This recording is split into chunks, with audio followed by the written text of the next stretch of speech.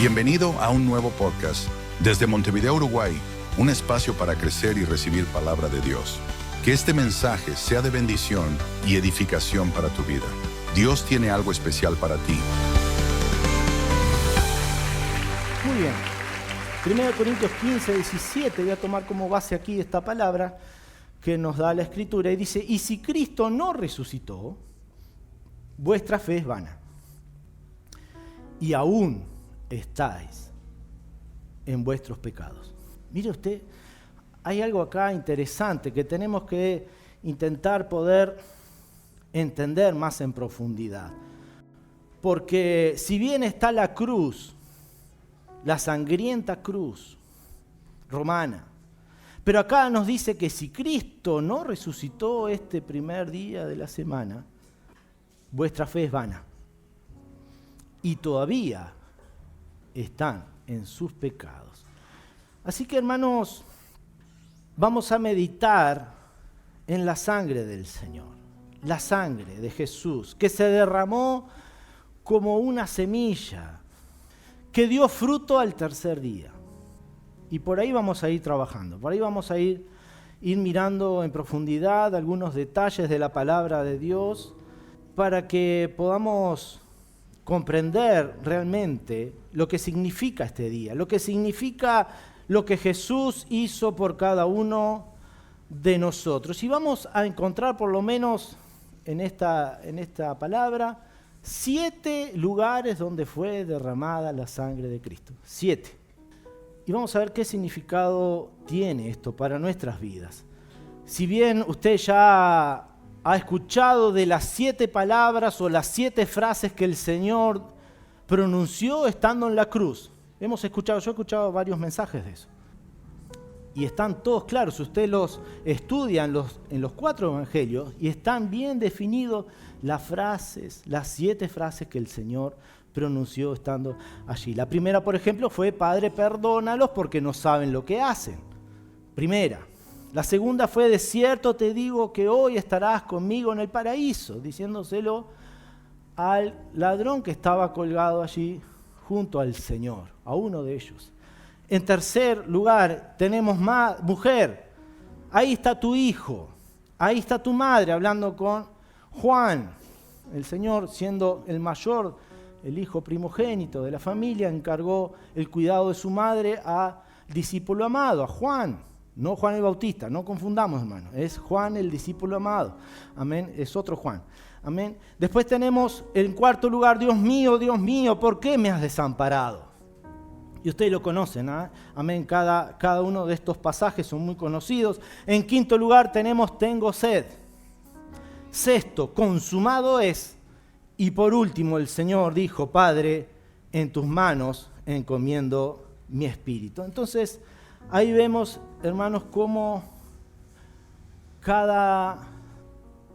en el estudio de la palabra de Dios, vemos cómo se nos van dando detalles y podríamos ampliar cada uno de estos aspectos. Pero hoy yo quisiera mirar estos 7 lugares donde, como dijimos, el Señor derramó su preciosa sangre. Y qué interesante es saber que el primer lugar donde el Señor derramó su sangre, ¿alguien sabe dónde fue? Fue en el huerto de Getsemaní. Amén. Dice que su sudor en un determinado momento se transformó como grandes gotas de sangre. Y eso está en Lucas 22, 44. Dice: y estando en agonía, oraba más intensamente, y era su sudor como grandes gotas de sangre que caían hasta la tierra. Y acá hay riqueza, hermanos, aquí. ¿Por qué hasta la tierra? Porque fue en un jardín, en el jardín del Getsemaní, en el Monte de los Olivos. Ese lugar está hasta el día de hoy, está intacto. Incluso hay olivos antiquísimos en ese lugar que las personas, los turistas pueden visitar, y con una panorámica espectacular hacia el Monte Sión, de frente. Allí estaba el Señor orando en esa triste y oscura noche que la humanidad pasó. En un jardín. De la misma manera que en un jardín entró el pecado en el mundo, en ese primer jardín espectacular que el Señor había plantado, el jardín del Edén, dice la Biblia que el primer Adán sucumbió ante la tentación. Pero el segundo Adán derramó su sangre en la tierra para volver a tomar la autoridad que el hombre había perdido sobre Satanás. Y entonces vayamos mirando, hermanos. Eso está en 1 Corintios 15, 45, que dice, el primer Adán trajo muerte y el último Adán trajo vida eterna. Amén. El jardín fue testigo de la caída, pero también fue el inicio de la victoria. Amén. Entonces ahí tenemos el primer punto. En segundo lugar, el Señor derramó sangre, su preciosa sangre, sobre su espalda. Ustedes conocen, han visto la película La Pasión de Cristo, hay muchas películas, ¿verdad? Cómo Él fue brutalmente torturado. Como lo profetizó Isaías, dice Isaías 53:5, dice que por su llaga, la llaga que el Señor llevó sobre sus espaldas. Amén. Dice que molido fue por nuestras transgresiones. 39 azotes romanos. 39. Que aseguraban el dolor y el sangrado. Sobre sus espaldas el Señor redimió el peso de la vida. Porque Él llegó a decir, lleven mi yugo. ¿Cuántas veces vamos con nuestras cargas al Señor y le decimos, Señor, por favor, llévate esta carga? Ya no la soporto más. Y el Señor trae el bálsamo, trae el consuelo, trae esa palabra. Porque Él ya cargó sobre sus espaldas nuestro castigo, el que nosotros merecíamos, sobre su espalda. Hermanos, la sangre de Cristo nos libera de todo el peso de nuestros errores, nuestras culpas, nuestros temores. Podemos echarlas sobre los hombros del Señor. Gloria al nombre del Señor. Amén. En tercer lugar, hermanos, dice la palabra de Dios, el Evangelio, que el Señor derramó sangre sobre su cabeza. En esa corona de espinas, que no era la espinita que anda por ahí por el césped, hermano. Eran semejantes espinos, hermano. Ahí estaba su corona. Por tercera vez, entonces, encontramos derramamiento de sangre en ese lugar. Y como el Señor, redimiendo la humanidad, uno por uno, su sangre poderosa, nos dio victoria sobre nuestros pensamientos. Podemos decir, llévate cautivo ese pensamiento, Señor. ¿Acaso la Biblia no dice, en esto pensad, todo lo bueno, todo lo amable, todo lo puro, dominio propio? En nuestros pensamientos. Cómo el Señor nos dio sabiduría, cómo el Señor nos dio su visión espiritual. Empezamos a ver con los ojos del Señor y nosotros anhelamos pensar con la mente de Cristo. Ese es el precio que el Señor pagó. Nos dio el Señor una nueva forma de pensar. Mire 1 Corintios 2:16. Dice, ¿quién conoció la mente del Señor? ¿Quién instruirá más nosotros? Tenemos la mente de Cristo. Qué preciosa palabra, qué preciosa. El Señor pagó ese precio. En cuarto lugar, hermanos, la Biblia dice que ninguno de sus huesos podía ser quebrado, porque el sacrificio, tomando imagen de ese cordero pascual, tenía que ser perfecto, sin defecto. Y eso se cumplió, hermanos. Se cumplió al pie de la letra. Ustedes lo conocen, la palabra, la profecía bíblica es perfecta. Pero el Señor, nosotros entendemos que todos sus moretones, entendemos que Él fue desfigurado, dice la palabra de Dios. Entendemos que hubo derramamiento de sangre interno. Hay un derramamiento de sangre allí, que el Señor cargó sobre su cuerpo. La sangre del Señor nos limpia también de todas nuestras heridas que hay en nuestro interior. Y hoy en día una manera moderna de decir es el rechazo, la baja autoestima, ¿verdad? Hemos escuchado de eso. El Señor pagó también por eso, mi hermano. Por el dolor del maltrato, abusos, opresiones. Son cosas que están, pero que no se ven. Jesús derramó su sangre por esas heridas del alma, para que tú puedas sanar en tu interior, para que tú puedas sanar en tus emociones, en tus sentimientos, y empieces a vivir esa vida plena, una vida gozosa, extraordinaria, feliz. Como decíamos hoy por la mañana, la creación tiene un brillo diferente. Claro que sí. Claro que sí. Cristo pagó por eso también. No te quedes en ese pozo. Hay victoria en el nombre del Señor. ¿Por qué no reclamas esa promesa para tu vida si estás atravesando ese pozo? ¿Por qué no le dices al Señor, Señor, yo quiero empezar a ver con tus ojos, quiero tener esa mente perfecta de Cristo? Quiero empezar a tener oxígeno en mi corazón. Quiero amanecer levantando las manos al cielo y decir, gracias, Señor, por este nuevo día. Gracias, Señor, porque respiro una atmósfera diferente. ¿O acaso el Señor no pagó por eso también? Claro que sí, mi hermano. Claro que sí. Gloria a Dios. Gloria a Dios. No solo te va a limpiar del pasado triste, sino que además Él te da una nueva vida por dentro. En quinto lugar, los clavos. Los clavos. Y esto tiene una connotación muy poderosa, porque el Señor dijo, en mi nombre impondrán manos sobre los enfermos y estos sanarán. En mi nombre impondrán manos sobre los atormentados por Satanás y ellos serán libres. En mi nombre impondrán manos y recibirán el bautismo del Espíritu Santo. En mi nombre levantarán las manos al cielo y harán señales milagrosas. En mi nombre hay poder, hay poder. La iglesia tiene poder. Cristo te dio poder. Querido creyente, empieza a creer, empieza a caminar en fe. El Señor le dijo a Tomás, Tomás, mira mis manos y no seas incrédulo. Mira mis manos y empieza a creer, empieza a creer. Lo imposible se va a hacer realidad en nuestras vidas. Gloria al nombre del Señor. Las manos que fueron traspasadas hoy te levantan. Hoy te dan nuevas fuerzas. En sexto lugar, el Señor derramó sangre en sus pies. Ese clavo que sostenía su cuerpo para que permaneciera ahí hasta la muerte. Y los pies tienen en la Biblia también un significado muy poderoso para la iglesia del Señor.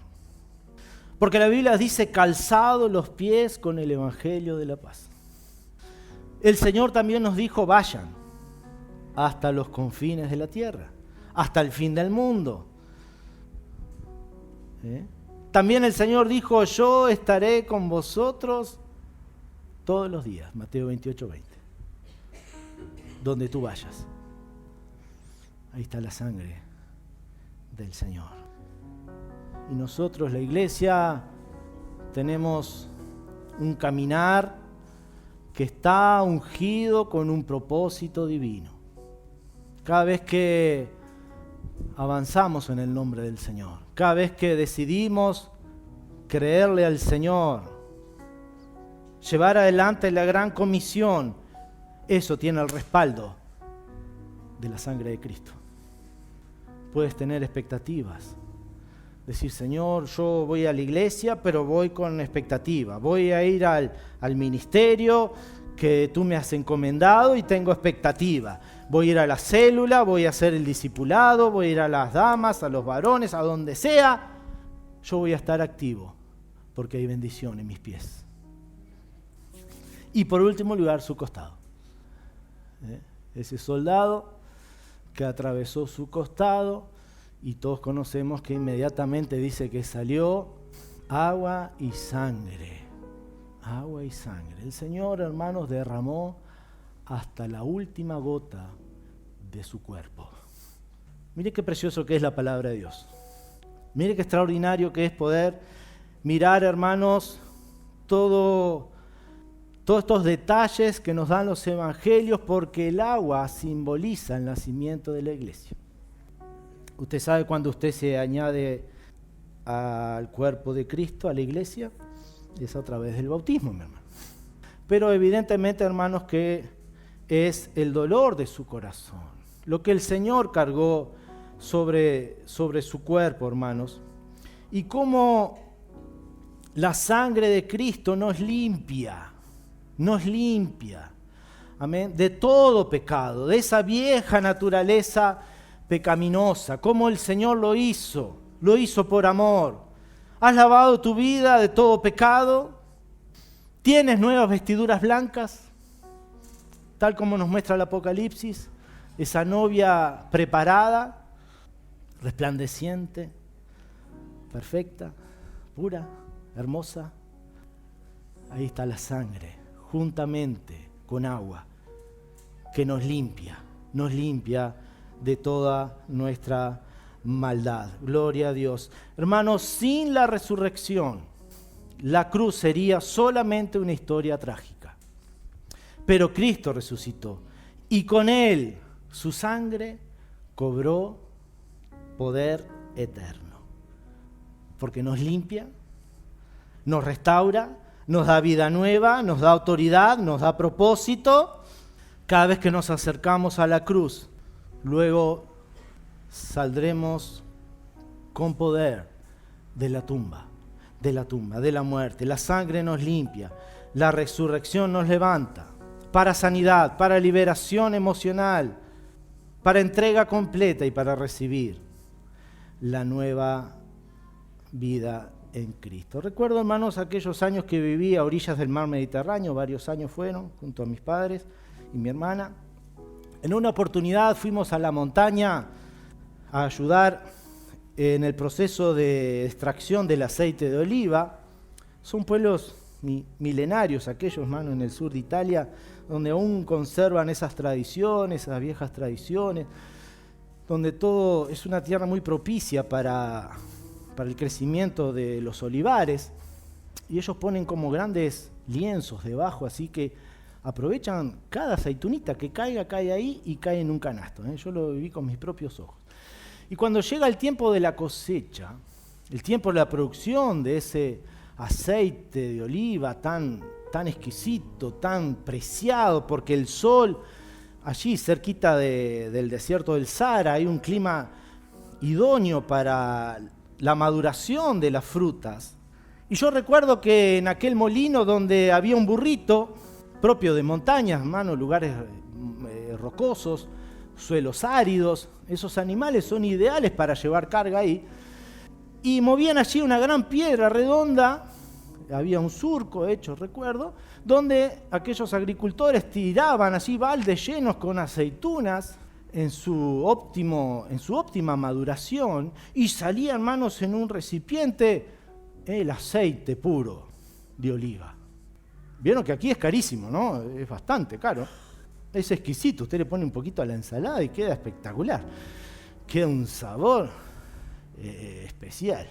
Y siempre recuerdo esa experiencia, hermanos, cómo las aceitunas daban su precioso aceite dorado, perfumado, y al principio sin aplicar presión sobre ellas. Porque hay distintos procesos. El primero es cuando dejan las aceitunas ya maduras en un lugar y ellas por su propio peso dan el primer aceite. Y si usted va al supermercado o a algún lugar donde hay varias categorías de aceite de oliva, y usted dirá, ¿pero esto qué tiene que ver? Pero el Señor no estaba en Getsemaní. ¿Qué significa Getsemaní? ¿Alguien sabe? Getsemaní significa prensa de aceite. El lugar de la prensa de aceite. Y ahí está el Monte de los Olivos. Y aún si usted algún día tiene la oportunidad de ir, o alguien quizás ya fue, ahí están, hermanos, los morteros que se usaban antiguamente para procesar las aceitunas. Las olivas, su propio peso, da el primer aceite. Y si usted lo mira en el supermercado, en algún lugar, en un shopping donde hay productos de alta calidad, usted va a ver el aceite extra virgen. Ahí se extrae, sin tocar nada. Ese es el primer aceite, el más valioso, carísimo. Inmediatamente, cuando termina ese primer proceso, pasamos a echar esas aceitunas en un recipiente donde pasa la rueda de piedra sobre ello y las va triturando. Y ahí sale una cantidad mayor que se llama aceite virgen. Ya no es más extra, es virgen. Y luego viene un tercer proceso donde se junta toda esa molienda y se pone en una prensa y empiezan a apretar y a apretar hasta que sale la última gota de aceite. Y yo no sé si usted ya empieza a relacionar algo acá, ¿no? Ese aceite se llama aceite refinado puro. El primer aceite se le llama la primicia. El primero. Era el aceite que se usaba en el templo para encender el candelabro. Era el aceite más puro, finísimo, que tenía que ser cuidadosamente extraído. Y nosotros, hermanos, tenemos que empezar a comprender lo que el Señor hizo por nosotros en ese Getsemaní, cuando Él derramó su primer sangre en la tierra, sin que nadie lo hubiera pegado, sin que nadie lo hubiera torturado, sin que nadie le hubiera puesto la corona de espinas. Él ya inició el proceso de redención en Getsemaní. Pero luego vinieron otros procesos. Luego vino los clavos. Luego vino la lanza. Hasta que la prensa dijo, basta, no va más. La palabra de Dios, qué perfecta que es, hermano. ¿Cuántos detalles encontramos aquí acerca de la sangre de Jesús, que fue derramado por cada uno de nosotros hasta su última gota? La sangre de Jesús. Qué riqueza que tenemos en la palabra de Dios, porque el Señor, cuando fue crucificado, allí Poncio Pilato ordenó poner sobre su cruz un cartel que estaba escrito en 3 idiomas: en hebreo, en griego y en latín, que decía Jesús Nazareno, Rey de los judíos. Y ustedes pueden creer, mis hermanos, que los judíos, cuando ven semejante cartel, dijeron, por favor, saca eso de ahí.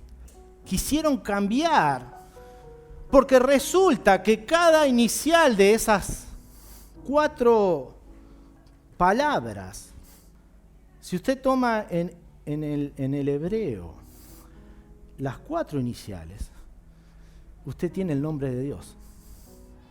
Y ellos lo tenían delante de sus ojos. Lo que para nosotros es I-H, B corta H, es el nombre de Jehová. Lo que luego es tan sagrado su nombre que nadie lo podía pronunciar. Entonces ellos agregaron vocales, y es lo que nosotros tenemos en español, Jehová. Pero ellos tenían delante de sus ojos ellos, mandaron cambiar, y Pilato le dijo, lo que escrito está. Miren cuántos detalles tenemos allí, hermanos. Jesús tenía sobre su cabeza ese cartel, y cómo Dios lo hace, porque hay un significado profundo, profético, hay propósito de Dios en todo esto, cada detalle. Tal como el Señor ordenó a sus apóstoles que iniciaran por Jerusalén la predicación del Evangelio, el primer idioma era en hebreo. En segundo lugar era el griego, que era el idioma comercial, era el idioma próximo, que se usaba próximo a Israel, para Asia, Grecia.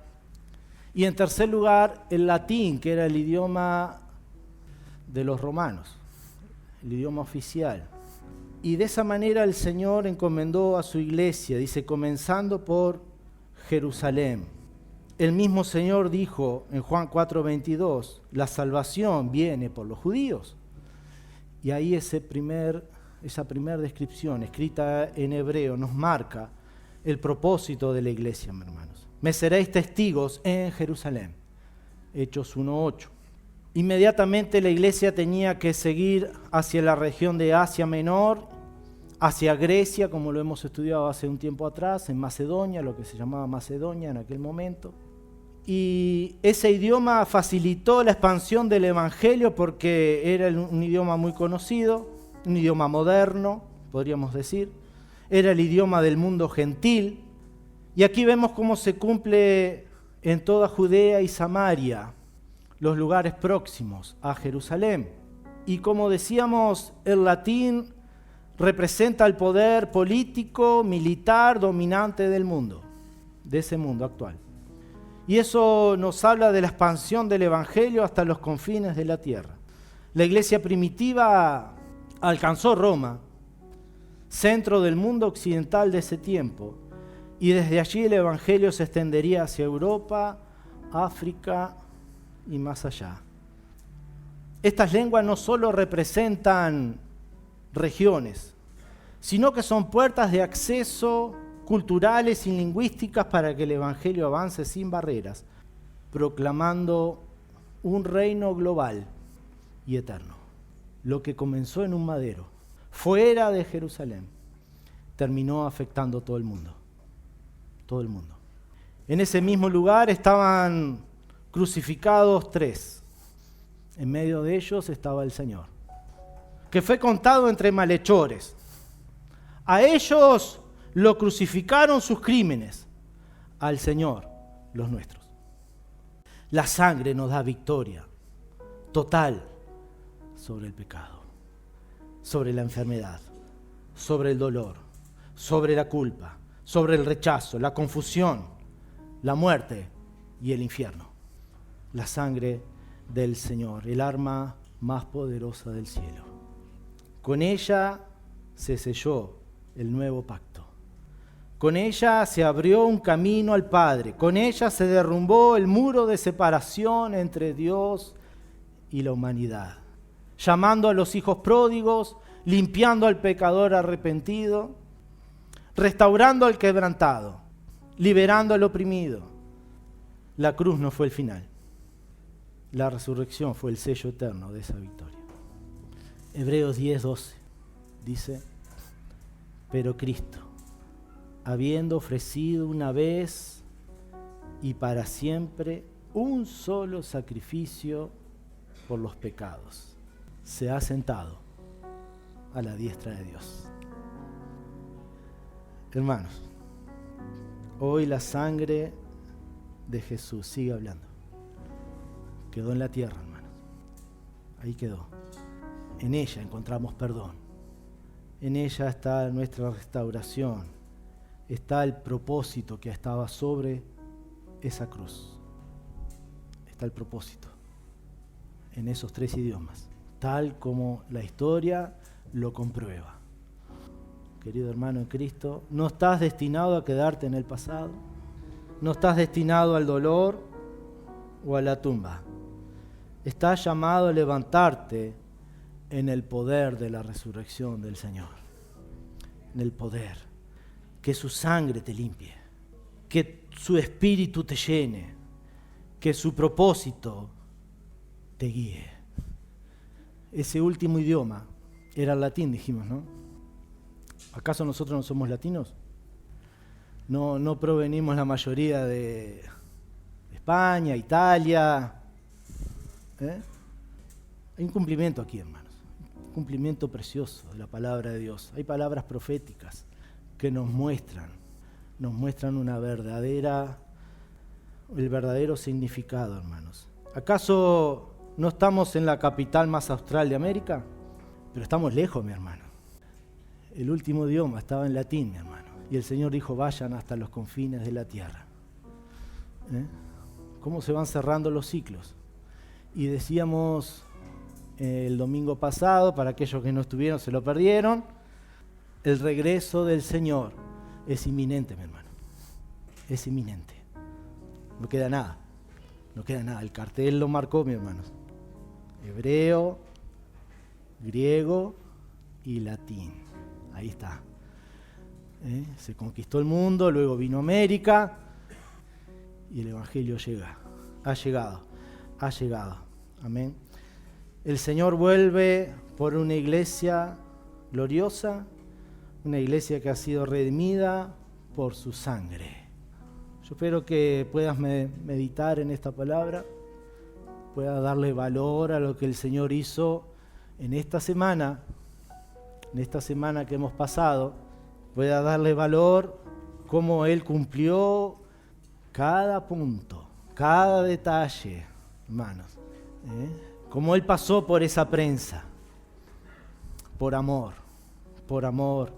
al Señor. Yo no sé en qué condición estás, quizás aún no vives en esa plenitud que el Señor te encomendó. Quizás aún no lo entiendes, quizás aún no estás haciendo tuya en su plenitud la vida cristiana. Quizás el enemigo te anda distrayendo con no sé qué, pero la sangre de Cristo tiene poder. ¿Y qué dice el Señor? Someteos a Dios, resistir al diablo y Él huirá. Y Él huirá de tu vida, va a huir de tu casa. No sé qué problema estás enfrentando, mi hermano, pero ¿por qué no te abrazas del Señor? ¿Por qué no empiezas a declarar palabras de victoria sobre tu vida y empiezas a levantarte con el poder de la resurrección de Cristo? No te quedes en la cruz. Hay más.